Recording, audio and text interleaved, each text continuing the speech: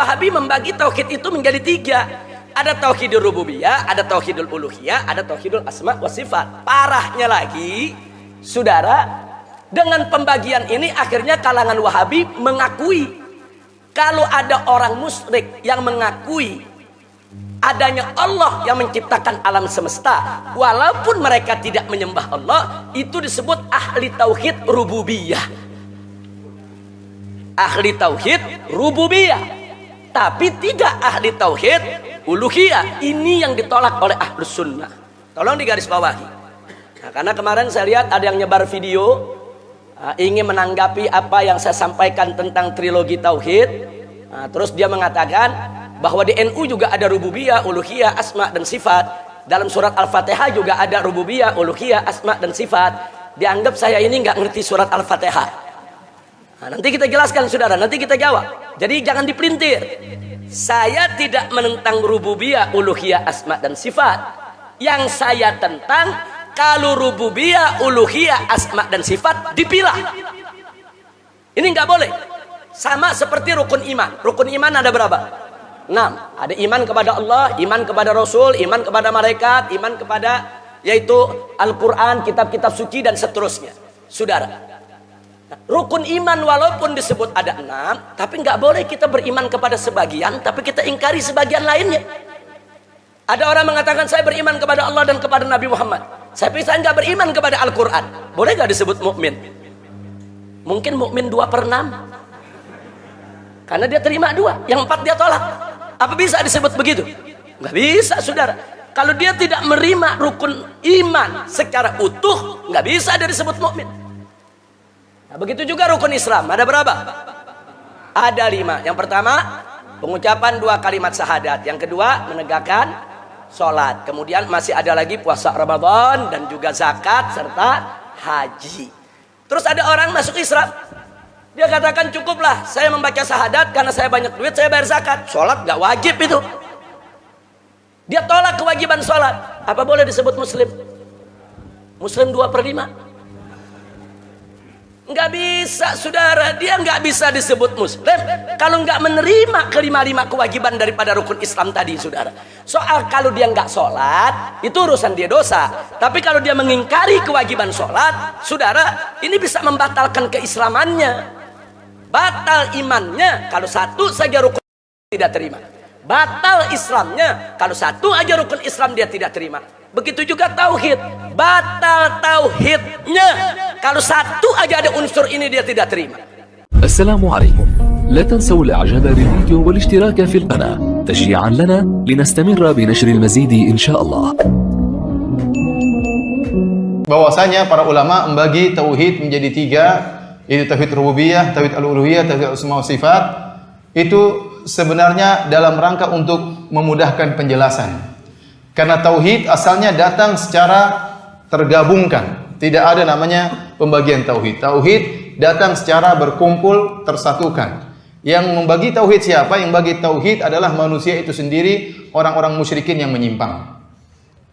Oleh karenanya, tatkala Nabi Adam alaihissalam diutus dengan tauhid, tidak ada pembagian tauhid karena semua orang bertauhid kepada Allah Subhanahu wa taala. Berjalan 10 kurun, setelah 10 kurun baru mulai timbul kesyirikan. Timbul orang-orang yang mereka percaya adanya Tuhan, adanya Allah Subhanahu wa taala, Allah sebagai pencipta, Allah sebagai pemberi rezeki, namun mereka beribadah kepada selain Allah, menjadikan selain Allah sebagai perantara antara mereka dengan Allah. Sehingga mereka terjerumus dalam kesyirikan dalam tauhid al-uluhiyah. Dari sini timbullah syariat membagi tauhid dalam rangka untuk menjelaskan mana poin yang keliru. Jadi maksud saya, bagian tauhid itu datang secara otomatis karena terjadi kerusakan yang terjadi. Karena timbulnya kerusakan dalam sebagian poin daripada tauhid. Sebenarnya kalau tidak ada penyimpangan, tidak perlu pembagian tauhid. Karena tauhid datang bukan untuk dibagi-bagi, tapi dia datang dalam satu kesatuan. Kapan terjadi pembagian tauhid? Tatkala timbul penyimpangan dalam sebagian kondisi dari tauhid. Oleh karenanya datanglah syariat untuk menjelaskan mana yang salah dan mana yang benar dari kondisi orang-orang yang menyimpang tersebut. Oleh karena Allah Subhanahu wa taala berfirman, Wa ma yu'minu aktsaruhum billahi illa wa hum musyrikun. Tidaklah mereka beriman kepada Allah kecuali mereka berbuat kesyirikan. Kalau antum buka buku tafsir tentang ayat ini di akhir dari surat Yusuf, ya, maka tidaklah kata Allah, wa ma yu'minu aktsaruhum billahi illa wa hum musyrikun. Tidaklah kebanyakan mereka beriman kecuali mereka berbuat kesyirikan. Apa iman mereka? Kenapa Allah mengatakan mereka beriman dan kenapa Allah mengatakan mereka syirik? Allah menggabungkan antara iman dengan syirik. Kata Allah, tidaklah mereka beriman kecuali mereka melakukan apa? Kesyirikan. Tidaklah mereka bertauhid kecuali mereka syirik. Berarti ada tauhid yang benar, ada tauhid yang keliru. Timbullah pembagian. Kenapa? Karena ada yang salah dalam praktek tauhid. Harusnya tauhid satu kesatuan, enggak boleh ada yang syirik dalam satu poin tauhid pun. Yang melakukan penyimpangan, yang melakukan pembagian siapa? Manusia yang melakukan kesyirikan. Iman mereka, kita baca dalam buku tafsir, para salaf menafsirkan iman mereka adalah mereka berkata, Tuhan kami adalah Allah, pencipta kami adalah Allah, sebagaimana firman Allah, wala in sa'altahum man khalaqas samawati wal ard la yaquluna Allah. Kalau engkau bertanya kepada mereka, siapakah pencipta langit dan bumi? Mereka akan menjawab, pencipta kami adalah Allah, memberi rezeki adalah Allah Subhanahu wa taala. Kesyirikan mereka menyembah kepada berhala. Dari sini ternyata Allah tetapkan iman bagi mereka, Allah tetapkan tauhid bagi mereka, dan Allah tetapkan syirik. Nah, tauhid mereka ini yang mana? Ternyata dijelaskan oleh para ulama. Tauhid mereka adalah dari sisi rububiyah. Adapun syirik mereka dari sisi tauhid uluhiyah. Jadi pembagian tersebut datang secara otomatis dalam rangka untuk mengobati, memperbaiki penyimpangan yang dilakukan oleh masyarakat. Asalnya tauhid tidak perlu dibagi-bagi. Datangnya pembagian tersebut karena apa? Karena manusia yang telah membagi. Seharusnya manusia mengamalkan tauhid secara utuh, ternyata mereka mengamalkan tauhid secara separuh-separuh. Paham? Jadi memang harus dibagi tauhid. Kenapa? Dalam rangka untuk menyembuhkan penyakit yang ada. Dari sini para ulama beristihad, kemudian bagi tauhid menjadi beberapa bagian. Ada yang bagi tauhid menjadi dua.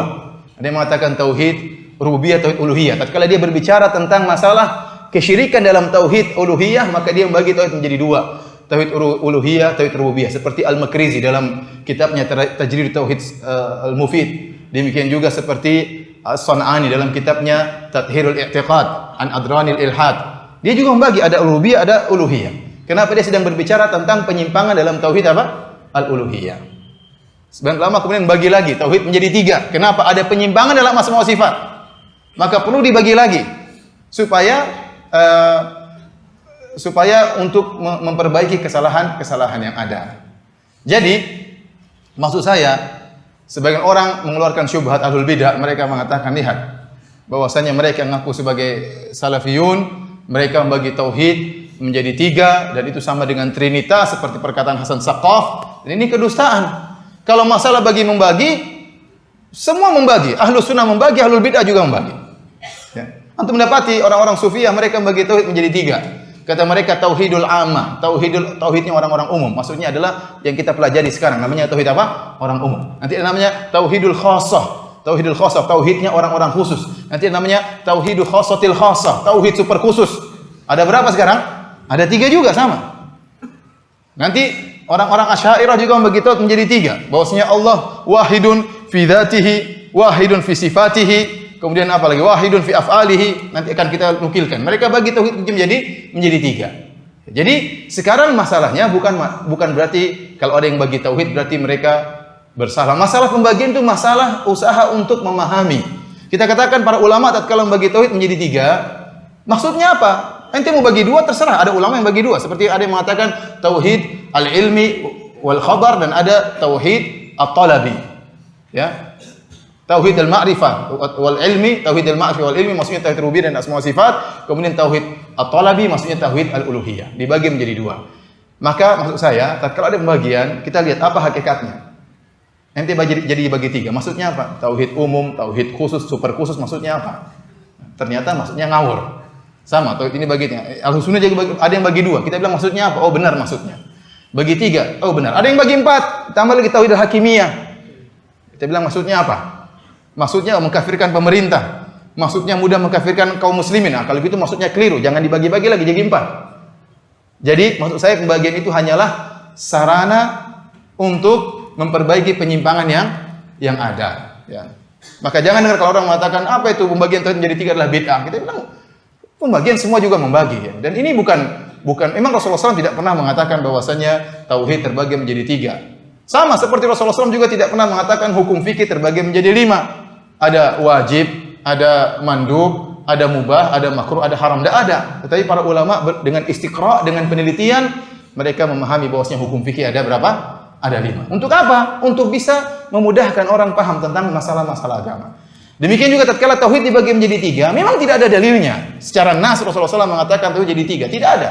Tapi kita bilang ada dalilnya dari firman Allah, wa ma yu'minu aktsaruhum billahi illa hum musyrikun. Tidaklah mereka beriman kepada Allah kecuali mereka berbuat syirik. Seakan-akan Allah berfirman, tidaklah mereka bertauhid kecuali mereka musyrik. Berarti ada tauhid yang benar, ada tauhid yang keliru. Ya.